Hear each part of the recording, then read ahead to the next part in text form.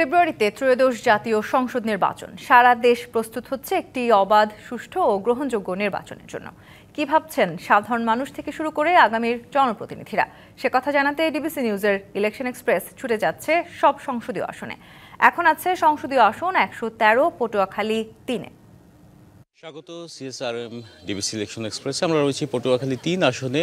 এই আসনে বিএনপি এখন পর্যন্ত তাদের প্রার্থী দেয়নি। আপনাকে জানিয়ে রাখি যে বরিশাল বিভাগের ২১টি আসনের মধ্যে ১৬টি আসনে শুধুমাত্র প্রার্থী দিয়েছে, বাকি আসনগুলোতে প্রার্থী দেয়নি। এবং এইখানে একজন রয়েছেন আমাদের সাথে অতিথি আজকে, যিনি জাতীয়তাবাদী দল বিএনপি থেকে মনোনয়ন প্রত্যাশী। তিনি হচ্ছেন বাংলাদেশ জাতীয়তাবাদী দল বিএনপির কার্যনির্বাহী কমিটির অন্যতম সদস্য, সাবেক ছাত্রনেতা হাসান মামুন।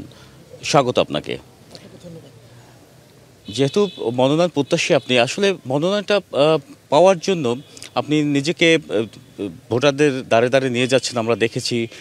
আপনি কি মনে করছেন, আপনি কতটা আশা রাখছেন যে আপনি মনোনয়ন পাবেন এবং কি কারণে পাবেন? দেখেন, দীর্ঘদিন বাংলাদেশ জাতীয়তাবাদী দলের সঙ্গে যুক্ত রয়েছি। বিশেষ করে ১৯৮৮ সাল থেকে আমি ছাত্র রাজনীতির শুরু থেকেই জাতীয়তাবাদী ছাত্রদল করেছি এবং ২০১৬ সাল থেকে জাতীয় নির্বাহী কমিটির সদস্য হিসেবে আছি। আমার বয়স ৫৩ বছর, কিন্তু আমি ৩৭ বছর ধরে এই দলের সঙ্গে যুক্ত আছি।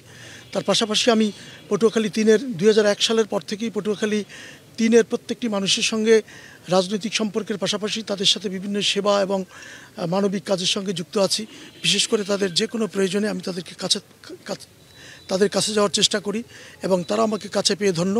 এবং আপনি জানেন যে গত ১৭ বছর ধরে একটি অবাধ ও নিরপেক্ষ নির্বাচনের জন্য আমরা লড়াই করছি এবং সেই লড়াইয়ের অংশ হিসেবে বিশেষ করে মাঝখানে ২-৩টি নির্বাচন ভোটারবিহীন এবং সম্পূর্ণ অগণতান্ত্রিকভাবে নির্বাচিত হওয়ার কারণে বাংলাদেশের প্রত্যেকটি মানুষ ভোট দেওয়ার জন্য এবং পটুয়াখালী ৩-এ বিশেষ করে বাংলাদেশ জাতীয়তাবাদী দলের প্রার্থী হিসেবে বাংলাদেশ জাতীয়তাবাদী দলকে ভোট দেওয়ার জন্য উদ্গ্রীব।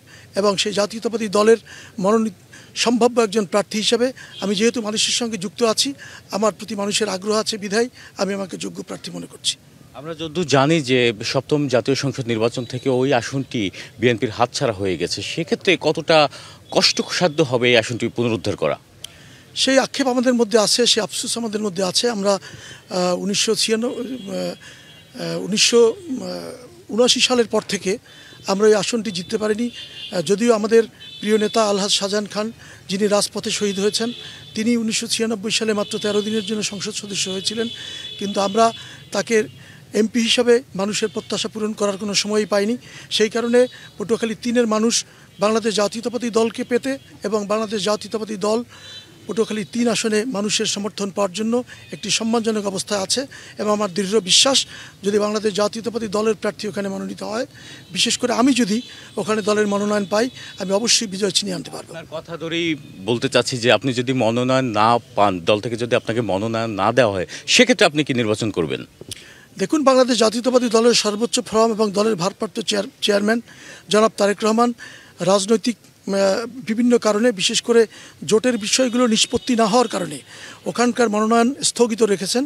তাই বলে কোনো দলকে দিয়েছেন এখনও সেটি স্পষ্ট নয়, যার কারণে নেতাকর্মীদের মধ্যে অনিশ্চয়তা, উৎকণ্ঠা এবং যেমন বাড়ছে তেমনি কর্মীরা উচ্ছ্বসিত এবং তারা ক্রেজি হয়ে উঠছে যাতে দলের প্রার্থী ওখানে মনোনয়ন পায়।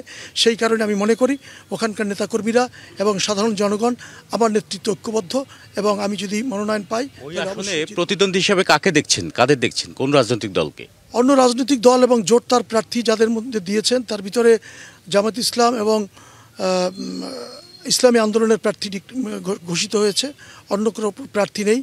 আমি নির্বাচনের মাঠে আমি সবাইকে প্রতিদ্বন্দ্বী মনে করি, তবে আমি দৃঢ়ভাবে বিশ্বাস করি যে বাংলাদেশ পটুয়াখালী ৩-এর জনগণ বাংলাদেশ জাতীয়তাবাদী দল এবং আমাকে ভোট দেওয়ার জন্য তারা অধীর আগ্রহে অপেক্ষা করছে। যেমনটি শুনছিলাম, পটুয়াখালী ৩ আসন থেকে মনোনয়ন প্রত্যাশীরা বলছিলেন তারা এখনই ভোটারদের দ্বারে দ্বারে যাচ্ছেন এবং মনোনয়ন প্রত্যাশা করছেন। তো এ পর্যন্তই ছিল পটুয়াখালী ৩ আসনের, এবং আগামীকালকে আমরা যুক্ত থাকবো পটুয়াখালী ৪ এবং ভোলা ১ আসন থেকে। ততক্ষণ পর্যন্ত আমাদের সাথেই থাকুন, দেখতে থাকুন সিএসআরএম ডিবিসি ইলেকশন এক্সপ্রেস।